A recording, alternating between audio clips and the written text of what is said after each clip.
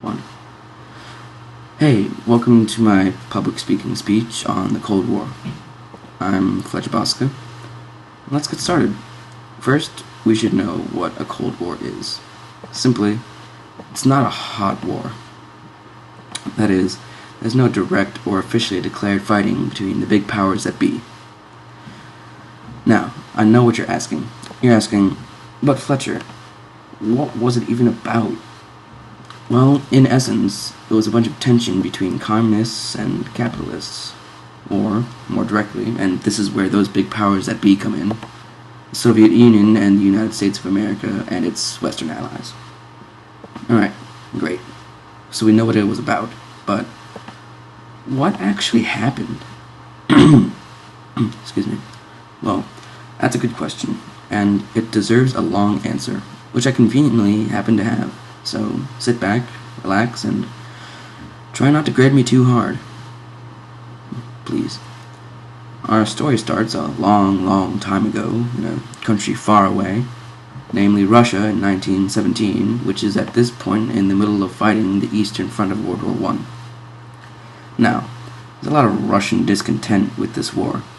There's a lot of people dying and morale is low, especially with this group of people called the Bolshevik Party. The Bolsheviks are comprised of workers, farmers, soldiers, etc. They staged this thing called the February Revolution. You guessed it, February 1917, deposing Tsar Nicholas II and establishing a provisional government. This government says a lot of things like, we'll pull out of the war, we promise. Not really. Back to that whole thing about Russian discontent. Now, enter Lenin. Vladimir Lenin, specifically.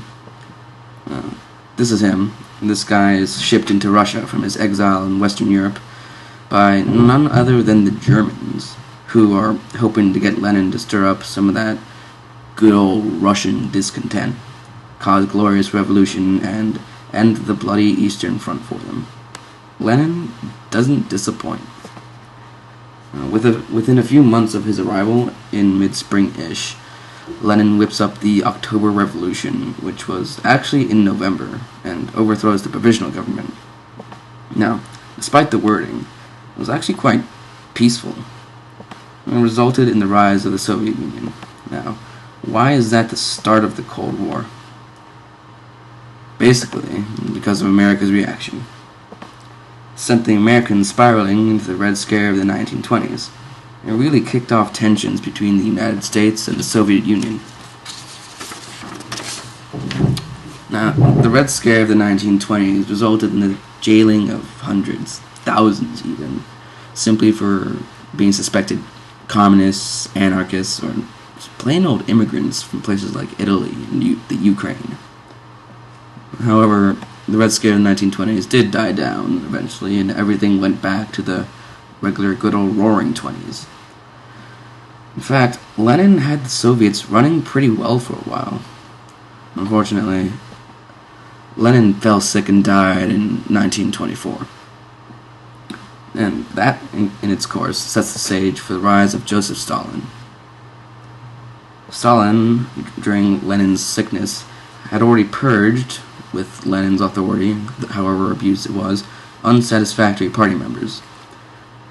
Because of most of the competition was gone, he managed to exile Leon Trotsky with relative ease. Leon Trotsky being Stalin's main force of opposition politically against being completely in control of the Soviet Union. Now, with Trotsky gone, the Soviet Union was really autocratic, with Stalin at its head, and this forged the common conception of the Soviet Union as we know it today. Skipping forward a bit to 1945, this is the time of the Yalta Conference, the meeting of Stalin with Churchill and Roosevelt to discuss the future of Europe. Now, because Stalin held most of the cards, with his army right outside of Berlin, it resulted in giving Eastern Europe to the Soviets, and splitting Berlin between the East and the West. Is this the start of the Cold War? Pretty much. It officially started somewhere between 1945 and 1949, the Soviet atom bomb. And this in itself kicked off a rather explosive arms race.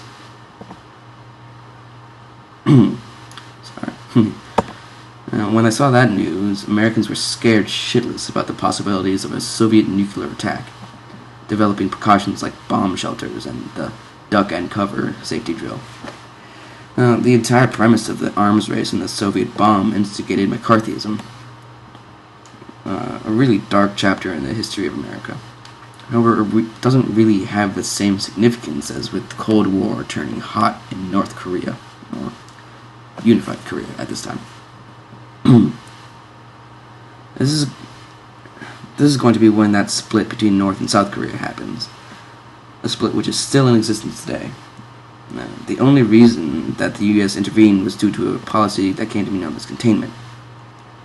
Containment, which would later come to be symbolized by the poster child of the Cold War, Berlin Wall. Erected by the Soviets in 1961, the Berlin Wall split Eastern and Communist Berlin from the Western and capitalist Berlin. America would use the Berlin Walls in propaganda as a symbol of Soviet oppression for the next 28 years. It seems that after Korea, the Cold War quickly started to escalate. The tensest moment in the history of the Cold War occurred in 1962 with the Cuban Missile Crisis. The Soviet Union had been branching out, especially to communist Cuba, in the form of nuclear power, particularly missiles.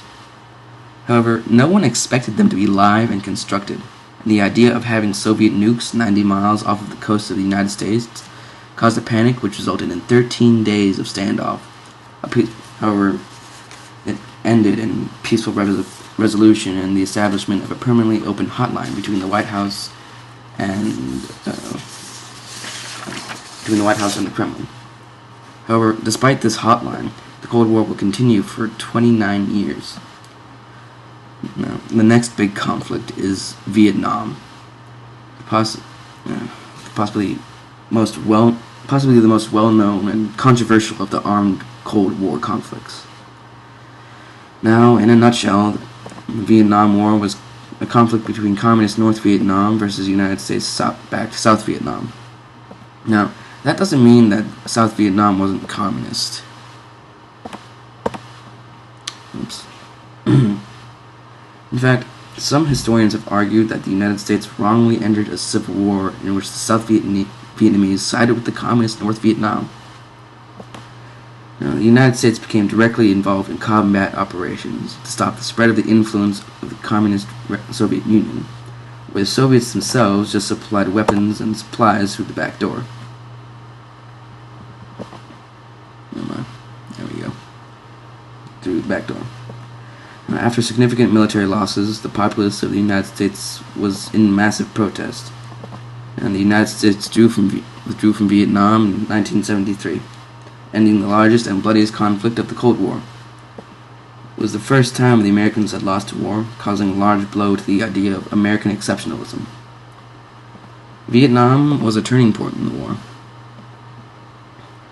It was a turning point in the Cold War. However, moving forward to 1989, something very special and key to the Cold War happened. The fall of the Berlin Wall. The fall of the Berlin Wall in 1989 was possibly the most significant event of the Cold War. It was really the point where things started to wind down. The Cold War would end officially with the dissolution of the Soviet Union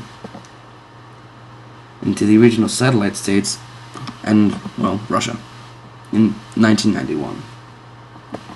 Since that point, relations between America and Russia have been, well, tense, to say the least. But they're much, much better than they were at the onset of the Cold War. Well, this is the end of my speech. I hope you enjoyed it. Thank you for watching. And again, please don't grade too harshly.